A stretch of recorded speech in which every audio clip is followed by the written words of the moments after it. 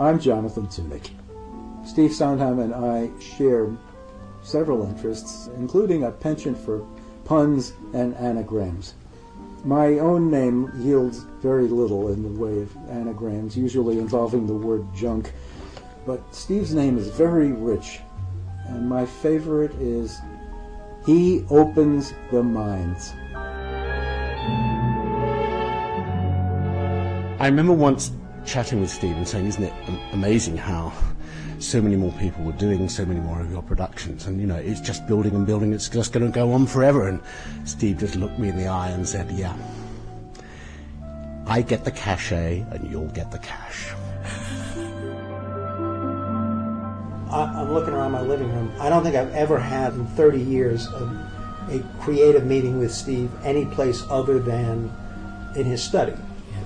He reclines on the couch. Yeah. One sits facing him, and that's the pattern.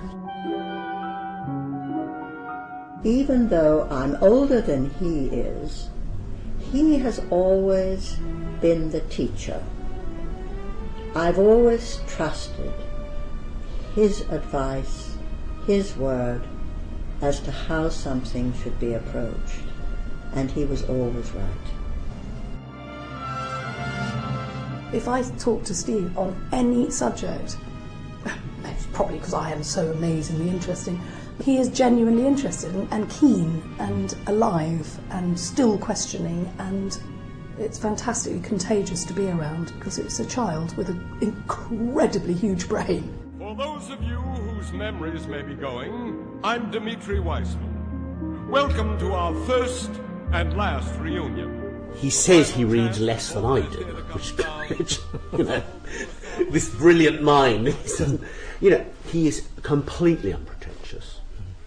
And it's very interesting when people come up to him and start analysing his work and putting all sorts of theories into what it is and how I really understand you. And he just, in a very cool way, stands back and goes, of course I think about my work, but actually, he's an old-fashioned showman. He wants to put on a Broadway show. Maestro? This confuses him whenever I say it, but I think he is perhaps the most rock and roll composer in the musical theater. I don't think I'll ever be able to convince him that it's true, but the way he's knocked down walls is nothing short of rock and roll to me. Nature never fashioned a flower so fair. No rose can compare, nothing respectable, half so delectable. Angela Lansbury, you are hours away from starting rehearsals for the indomitable Madame Armfeldt in the Little Night Music. And it occurred to me when I was thinking about this today that, your musical theatre journey began with Sondheim, didn't it? 45 years ago or something? Or was it? Well, it was 1961. It was a long time ago, but it was his Anyone Can Whistle, which was his second produced show as a composer-lyricist. What did you know about him at that time? I just knew that he was, even in those days, considered a sort of wunderkind, and I was just a beginning actress. Although I had certainly had a career in films in Hollywood, but I had sung in a couple of musicals, and I think it was due to that, and also some of the parts that I had played, particularly in The Manchurian Candidate, that I think alerted both Stephen and Arthur Lawrence, the book writer, to the fact that if I could sing, I would be an ideal person to play Cora Hoover Hooper. Yeah, and you came in with a bang, because what an entrance number they gave you. Everyone hates me, yes, yes. Being the mayoress, yes. All of the peasants throw rocks in my presence, which causes me nervous distress, yes. Ooh. Listening to that album now, you went for it 105%, but I think you now look back and say, gosh, I was kind of A bit reckless? Reckless is the word. I mean, I was... I've always said I screeched my way through that role. But when you have an opening stanza which says, "Everyone hates me, yes, yes, I am the mayoress, yes," you know, you're going to run with that, aren't you? I mean, that's a hell of an entrance. So I think I appreciated, as an actress, shall we say, more so than a singer, what it represented in the way of an opportunity to burst forth on the stage. You know. What were your first impressions of Steve at that time? I mean, because presumably being a new show, he was very actively involved in the process of... He wasn't. Steve has always managed to be, in a way, extremely discreet about his presence. He would never interfere in rehearsals. He would never take a position in front of the actors. If he had something to say, he'd say it later to the director or to the choreographer or whatever. And he, as I say, he was extremely thoughtful and very kind, because he's a very kind person. I don't know whether you agree or not, but I think what singles him out, what makes him special, is that he doesn't just hang songs on a book. He really is a collaborator. He integrates with the writer and the dialogue. And he told me the other evening, he's very, very careful and most loving about the work, not only of the writers but also of the singers. And that has to be has to be a damn good reason for the song as well, doesn't there? That's another thing. Yes, and that's the thing. I think that's what's so evident in his work, is that it all works so marvellously for the story and for the characters. You've done, what, 3 or 4 of his shows, if we include Gypsy, of course, which, you know, you must have a special place in his affections, I would have thought. Well, let's say that we established a friendship and we've maintained it. Definitely throughout these many years, I'm happy to say. And we look at one another sometimes and say, "Look where we've come from," you know. You know, and isn't it great? We're still doing it. Not long ago, I was talking to Stephen Sondheim about his song, "I'm Still Here." I told him that I had heard women in their 60s sing "I'm Still Here," 50s even, and a couple of times in their 40s. "I'm still here." Where have they been? I mean, it's ridiculous.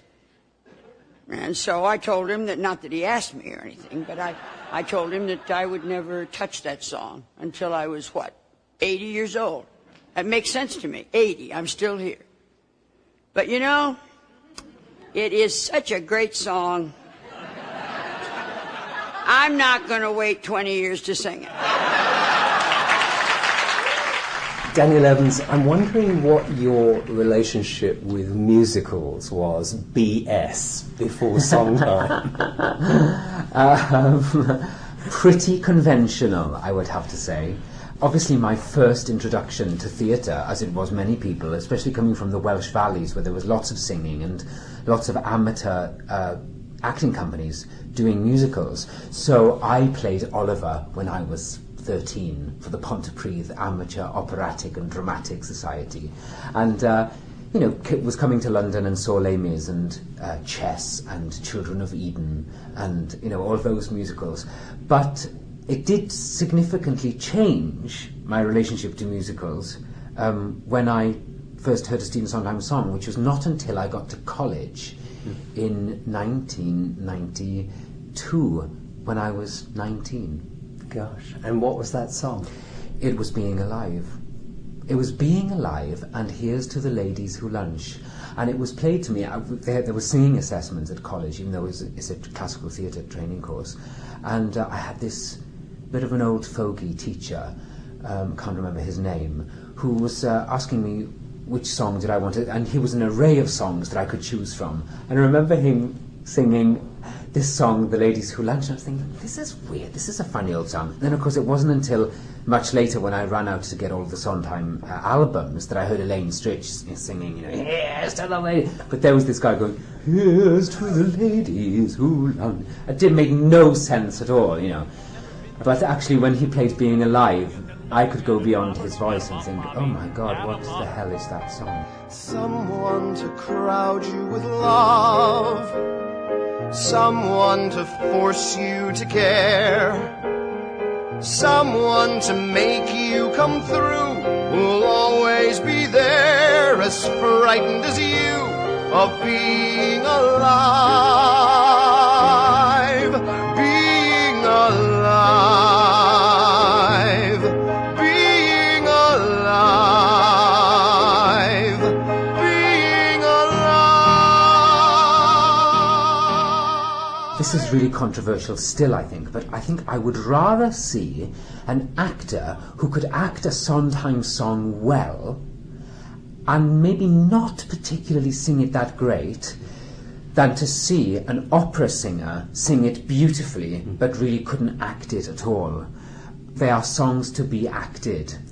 I think Stephen is himself an actor. I think that's how he this is just my take on it. I wouldn't presume to suggest what he himself thinks, but from my experience of working with him, he approaches the music from the point of view of an actor. He puts himself in that character's position and thinks, how would they sound, how would they speak, how would they think at that moment? And therefore it's like they are musical thoughts. I know that Assassins was, as a spectator, was a show that made a big impression on you. Huge. Now that was presumably the first Sondheim show you saw. First Sondheim show I ever saw, and I was still in college, and I'd only just heard this being alive, maybe a year earlier, and had looked at other songs. But it was Assassins, really, that I was completely blown away by. And I remember coming out and I said to the person I was with, this completely alters my view entirely of what musicals can do. The combination of the political, the personal, and the emotional that really just hit me right between the eyes. It was like a blow, and I really felt winded, and it was so shocking and moving and funny and witty. I just wanted to see it immediately again afterwards. And embrace so many styles that one could characterise as American. Yes, so many styles. That's of right. Music The pastiche is so expertly crafted in it. And for me, I mean, not only does the show refer to Arthur Miller, but it was like watching, Attention Must Be Paid, is that great line from Death of a Salesman. But it was like for me watching one of those great American O'Neill Miller dramas, but using song. So that's when I actually did run out and buy all the albums. It also, it's great for establishing this very important fact, actually, about Sondheim, and that is his collaboration with book writers. Right. And John Weidman's book, I mean, it's one of those extraordinary shows where that last scene of the show, where nobody sings until it's a huge scene, because nobody needs to sing. No, that's right. And it's an amazing moment, isn't it? Because it just becomes a play for a moment. Well, for a long moment. Yeah. And then you have this amazing canon of all the assassins coming forward begging Harvey Oswald to do it. They all sort of come out of the shadows, don't they, and say, we're your family. You have to do it for us, and inspire him to do this awful deed. And how amazing. Drama first. Yeah, I think so. Yeah. Now, just one more thing I wanted to say on that is that Sondheim, when I was fortunate enough to do Sun in the Park in New York, and we were nominated for 9 Tonys, and Stephen that year won Tony for a Lifetime Achievement.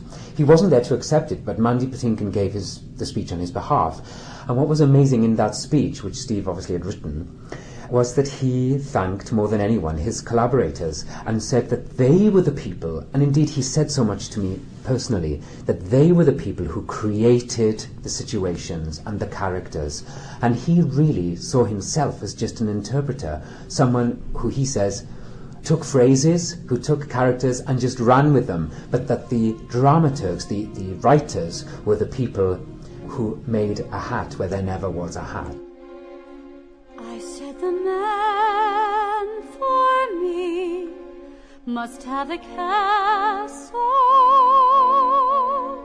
A man of means he'd be, a man of fair. Hal Prince, you and Steve Sondheim more or less evolved in tandem.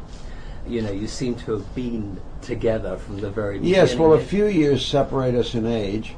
2, actually. I'm older by two years. And when I met him, I was 20 and he was 18. What was the initial connection, do you think? Oh, 2 very ambitious guys who wanted a life in the musical theater. And the contemporary musical theater, as it was then, was really flourishing. There were so many composers, lyricists, directors, designers, and there was a real cachet in being in the musical theater. Tell me, if someone had asked you then, do you think this guy, Steve Sondheim, is going to change the face of musical theatre? Would you have said, oh yes? Well, what I said, what I used to say to him, because I was successful first. I was older, and I produced before I directed, which is what I really wanted to do, and I produced successfully quite early on with my partner. So there were a number of years from 1954 to 1957 when we did West Side Story, which was not the happiest occasion for him because he was just doing the lyrics, and because I do believe when that show opened, he wasn't mentioned in the New York Times Review. And he did not want to be known as a lyricist. People used to say to me, why doesn't your friend just write lyrics? And I kept saying, because he writes great music. But I always thought he would be who he turned out to be. And I always said to him from the get-go, have a little patience, you will be hugely successful. It took some time. It always takes some time. Something familiar, something peculiar, something for everyone, a comedy tonight. Something. The leap from A Funny Thing Happened on the Way to the Forum, his first show as a composer lyricist, produced show, to Company, was one of the biggest seismic leaps that we've ever seen in musical theatre. Now, how did Company come about? Your involvement with Company was there from the beginning. Well, I was the one who said it would be a musical. Okay. Steve said to me, a friend of his had written 7 one-act plays, and they would make an evening. George Firth. George, yeah, for a famous actress, one of the best. And I said, look, I'll read them. He's very talented. They're fun. But all I can see is that lady in the wings, changing wigs, changing costumes, and rushing to follow herself on stage. It seems like a trick, not like a theater piece. And then I said, why don't you and George come into the office? I would like to propose something to you. And what I proposed was that I thought there was a musical in that material, a very unusual one, and that if you took the 7 plays, 3 of the existent ones, and then a 4th was written, all surrounded the subject of marriage, and that we ought to examine that, and ultimately we created a leading character, Bobby. And then Steve wrote the opening, which is as transcendent as anything. And then George wrote the birthday parties simultaneously. And the birthday parties were also very much in my head. They were weird, underwater, strangely hostile celebrations in which a group of friends, couples, married couples, celebrated the birthday of their single friend and competed for him, and were not always nice to each other. And I thought that's the making of the piece. And then the process, George wrote very well, really well, but he wrote so well that he did not invite the intrusion or inclusion of musical material. You did not want a character to suddenly stop and say, I love you, sing I love you. So the task from Steve's point of view was to write from outside and either interrupt a scene and do a song, or between scenes write a song that illustrated something. And he did that. So it's a very difficult assignment. And he would sit with a legal pad, and we would talk for hours, and he would ask questions about marriage, because I was married and had 2 kids, and he was not married, and he would want to know what I had to say about all that. He's a great researcher, isn't he? Yes, he is, and we have a great difference, the two of us, in because I'm a great researcher, but I think it's a longing this expresses. He writes in pencil with an eraser, which means he's never ready to sign on. It's not true quite what I've said, but that's at least metaphorically what that means. I write in ink because I'd like not to change it. Yeah. So my scripts are very untidy because I write in ink, and then of course I have to cross out what I wrote and write some more in ink later on. Yeah. But that's two people coming from a different place. Phone rings, door chimes, in comes company. No strings, good times, room hums company. Late nights, quick bites, party games, deep talks, long walks, telephone calls. Thoughts shared, souls bared, private names, all those photos up on the walls with love. Jonathan Tunick, you've orchestrated the vast majority of Sondheim shows, and although they're unmistakably Sondheim, they each have their own very, very distinct colour. How does it work with Steve? How much does he give you, and do you sit down and talk about, the colour of the show and what he envisages, or is that... It's a relationship that's evolved over the years. We don't really need to talk very much anymore. My first show with Steve was Company back in 1970. I was new in the business and wanted very much to please. And yet my approach to Company was much closer than it might have been to a show by some other composer. Mm-hmm. One of the things that people don't understand about arrangers and orchestrators is the speed at which they have to work, and a show in Genesis, if you like, you're producing numbers individually. Sometimes, I imagine, at very short notice, overnight, whatever. Does that still happen with Steve? I'm just considering now that I'm often asked, how long does it take me to orchestrate a show? And my pat answer is, as much time as they give me minus 5 minutes. I saw a sign in the paint store up in the country, which I love, and I wish I could apply it to my work. It says, we offer 3 kinds of jobs: fast, good, and cheap. You can have any 2 of the 3. That's excellent. That's excellent. Does he, from a technical point of view, does he give you short score or with indications of the kind of colours, or does he leave that to you? No. He writes a fully realized piano accompaniment, very pianistic, much more complete than the old-time songwriters used to bother with. Their piano accompaniments tended to be perfunctory, bass and afterbeats and not much else. Okay, so his are fully harmonized and... Yeah. In fact, when it comes to orchestrating, it becomes more a matter of cutting notes out than adding them. Let's take 1 or 2 specific examples. One of the first things that struck me was when I heard Follies for the first time. And Follies is back in another world. Okay, you understand. okay. We're still, and even more than Company, because there's so much pastiche in it.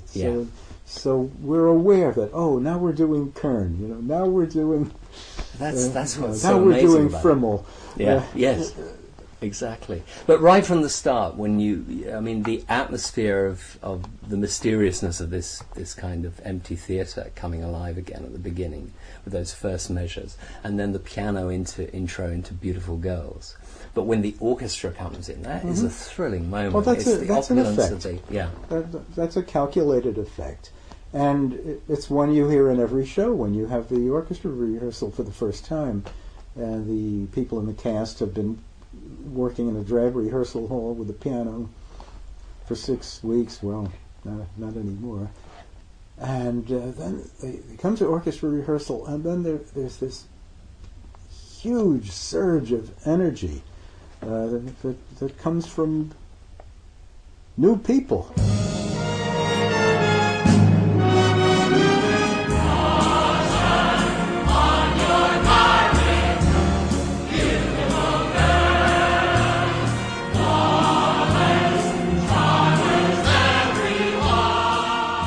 Chapin, I think you came in where I came in, which was with company, but whereas I was just brought the LP by a friend who happened to have been to New York, I suspect you saw the show. Several times. Yeah. What was your first reaction? The first time I saw company at the then Alvin Theatre, it was a complete mind-blowing experience, because even though I had known elements of it and elements of the people involved, so there was enough expectation that this sounded like an interesting evening, I was not prepared for the totality of the experience, like open a window and a breath of fresh air. Everything that I loved in the musical theater was being done in ways that I never imagined could be done. But I was sitting next to a woman who had her bags, and at the end of it she turned to me and said, "But what does it all mean?" And I just thought, if you can't take anything from this, if you can't figure out what this means, then maybe you should have been at Hello Dolly.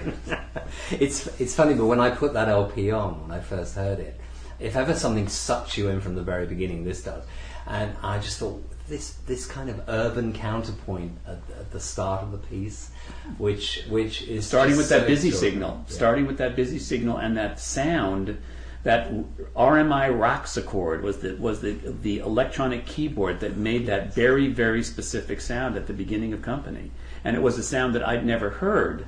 Jonathan Tunick, I think, has said that he used that instrument in Promises, Promises a year or so earlier. But it's important also that it is a sound of that time, because we can place the piece in that time. But I think one of the extraordinary things about Company was, growing up in New York, I certainly knew Sondheim as a lyricist, and I loved, a funny thing happened on the way to the Forum, in the same theater the Company was playing in, and nobody really gave that score the time of day, and I liked it. It was sort of a guilty pleasure to me, but it wasn't discussed much, because the show was about the comedy, the low comedy, and even then there was the story of Jerome Robbins coming in to save the day and staging the opening number.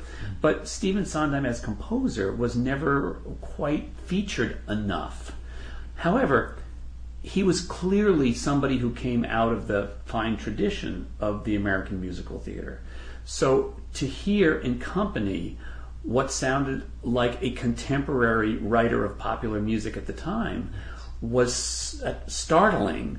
And then as the show went on and you realized that the person schooled in traditional musical theater was every much at work writing this contemporary score. Harry, you ever sorry you got married? You're always sorry. You're always grateful.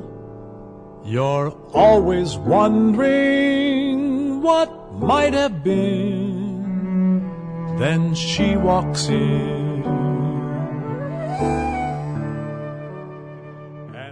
There are a couple of course, iconic songs came out of that show. I mean, Ladies Who Lunch and Being Alive as well. Their context in the show gives them that extra something, extra punch, whatever you want to call it. But there's another song in the show which I think is the most perfect song ever written about the ambivalence of being married, and that's Sorry Grateful.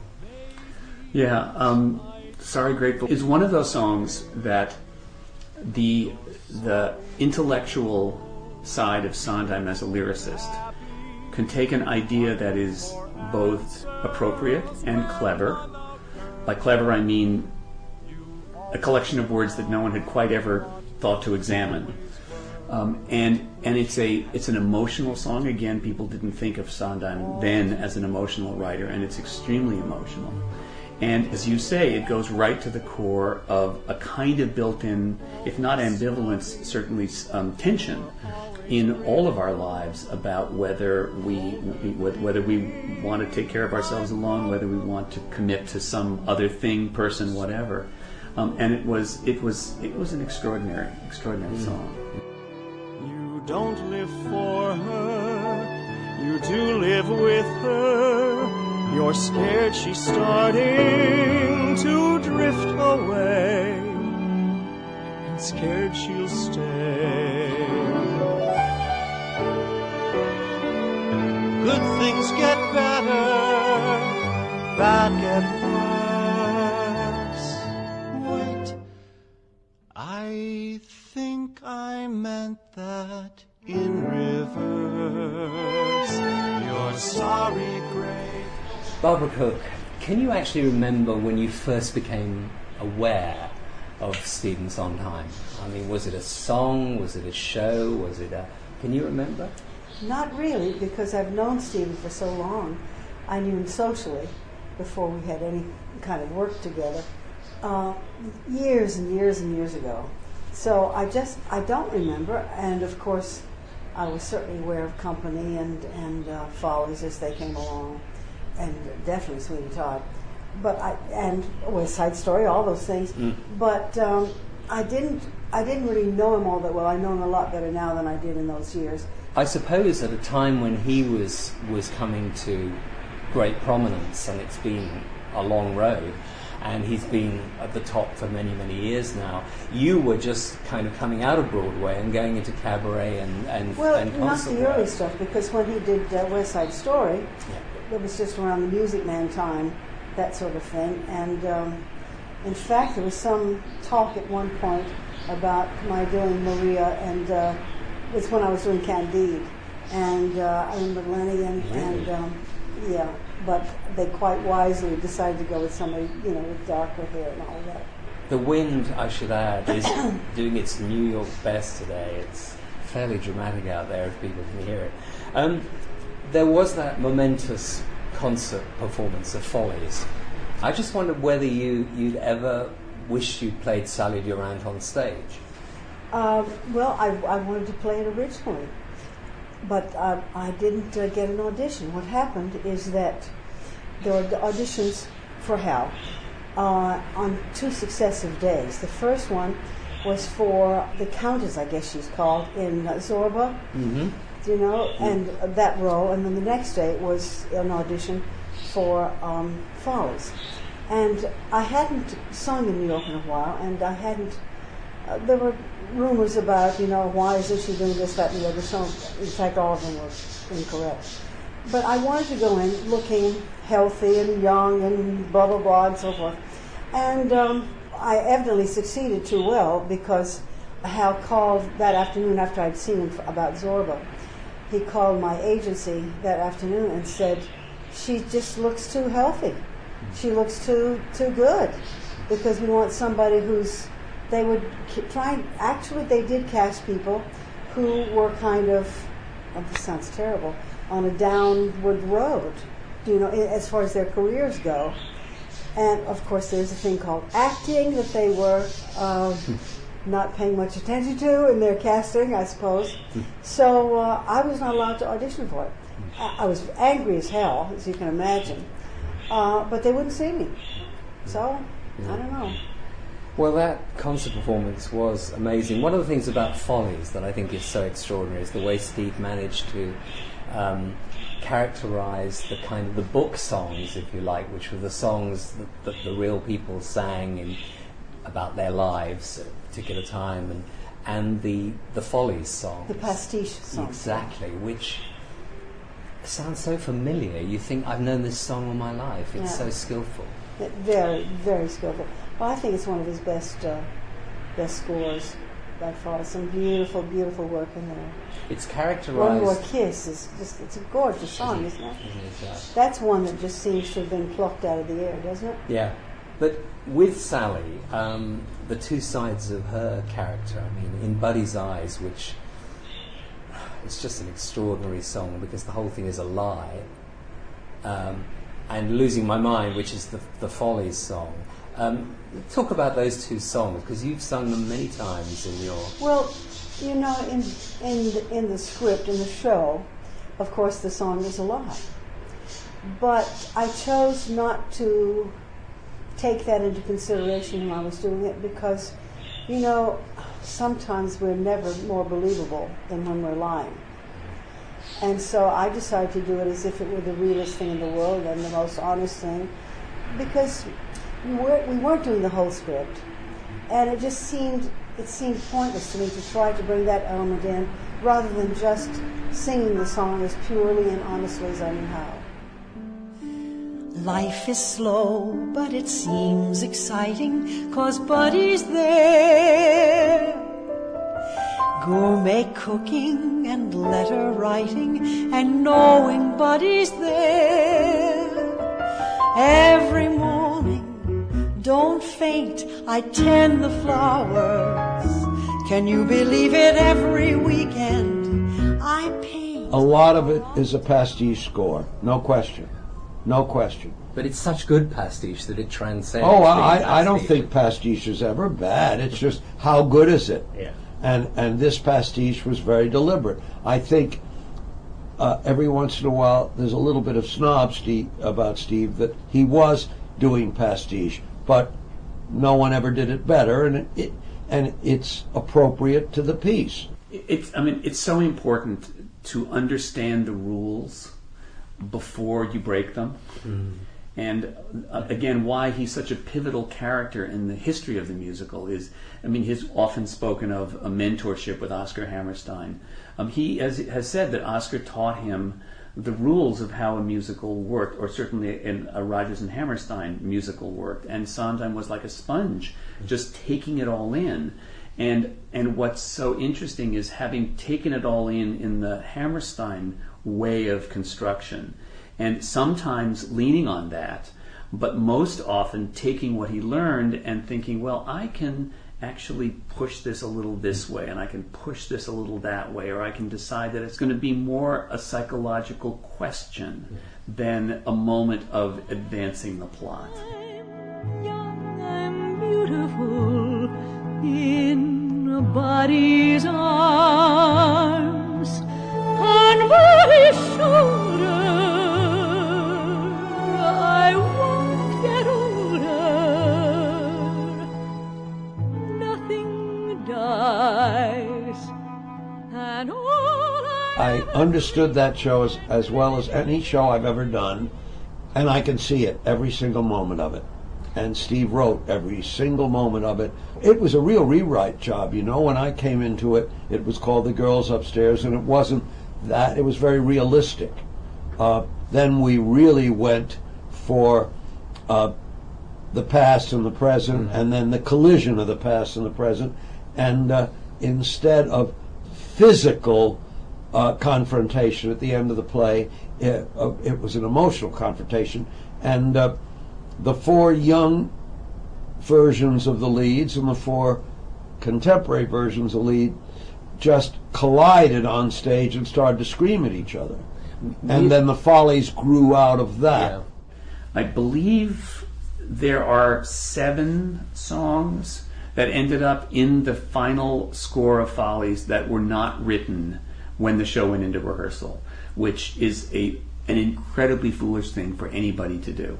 Part of the reason, of course, was because the Follies sequence at the end was still forming and they didn't quite know how they were going to do it. However, Yvonne DiCarlo's song "Can That Boy Foxtrot" it was deemed by the time the show got to Boston that it wasn't the right song for her, and Sondheim had expanded it beyond its one joke status. So, a lot was going on in Boston, and, Steve would come to the theater occasionally and then disappear, and nobody knew exactly what he was doing. I mean, some did, I didn't.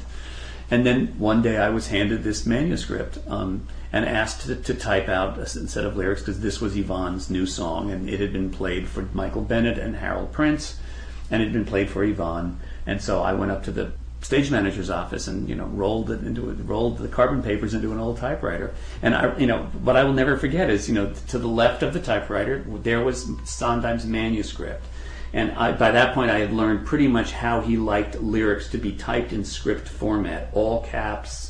The word every, E-V-E-R-Y if it's in the script, E-V-R-Y on the music because that's the way you sing it, every, that kind of stuff. So I felt pretty good about it. But as I'm typing out these images and these lyrics, not knowing what the music was, I'm just, my mind is blown. I can't.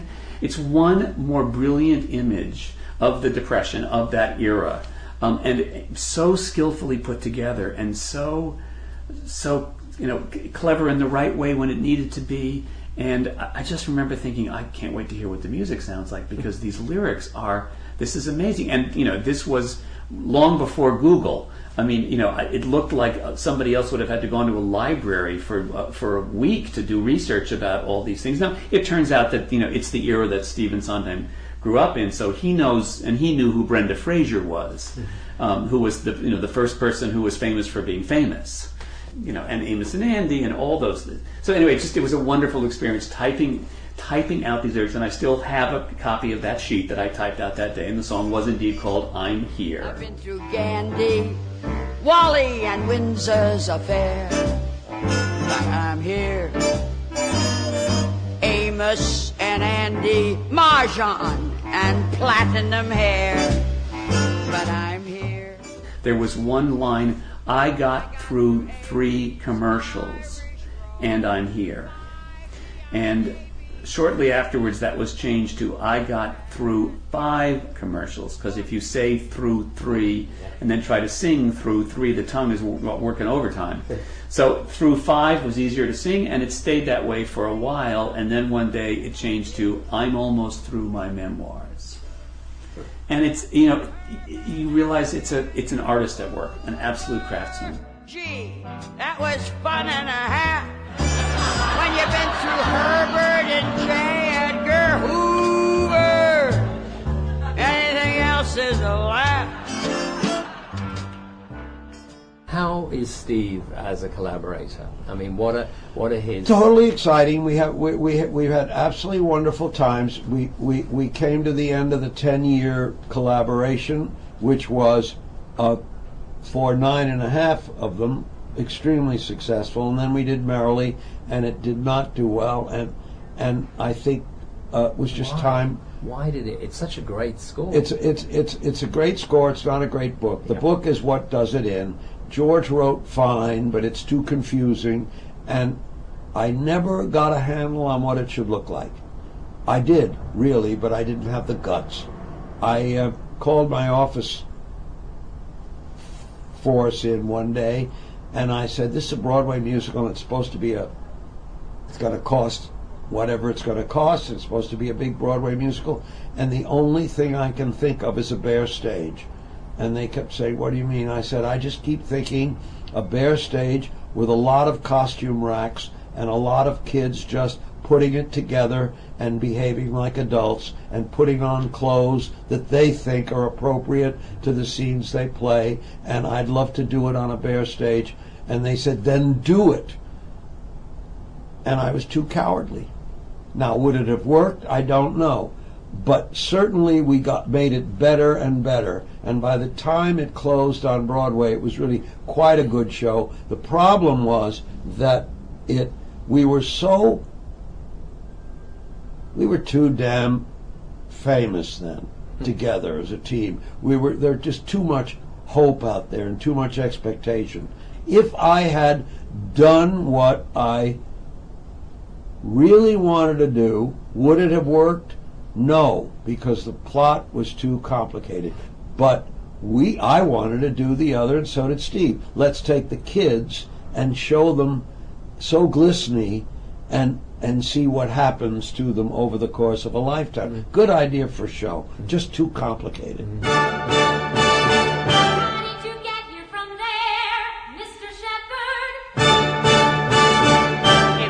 Back you can see which is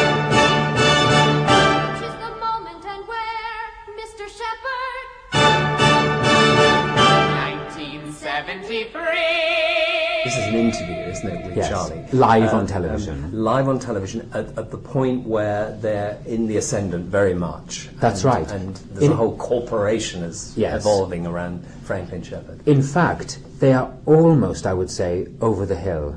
Things have started to really go wrong, especially between them. Frank has gone out to LA and is producing films and keeps saying to Charlie, "Oh yeah, we'll do a show. And how do you fancy some more money?" And that really causes a huge resentment in Charlie, because he feels that not only has he been abandoned by his best friend, but his best friend has abandoned their principles and their original passion and integrity, which is where they started, which of course you eventually get to see. And soon we're tapping away. Sorry, Charlie. Secretary, on the intercom. Yes, Miss Biz, it's a messenger. Thanks, Miss Biz. Would you tell him to wait? Would you order the car? Would you call up the bank? Would you wire the coast? Would you ring? Sorry, Charlie. Mutter, mutter, mutter, mutter, sell the stock. Mutter, buy the rights. Mutter, mutter, mutter, mutter, mutter, let me put you on hold.